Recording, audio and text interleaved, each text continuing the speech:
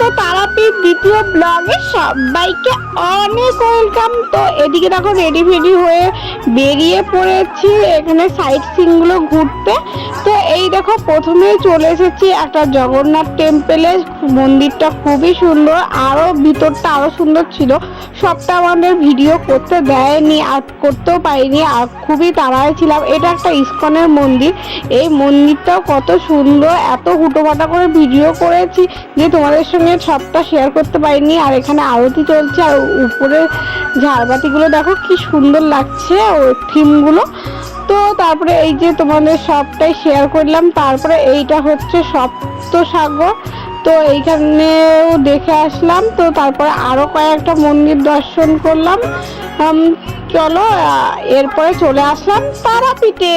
তো মায়ের দর্শন করতে এতটাই ভিড় হয়েছে যে আমরা ঠিকঠাক দর্শন করতে পারিনি। চলো এখানে ব্লগটা শেষ করছি, টাটা বাই বাই।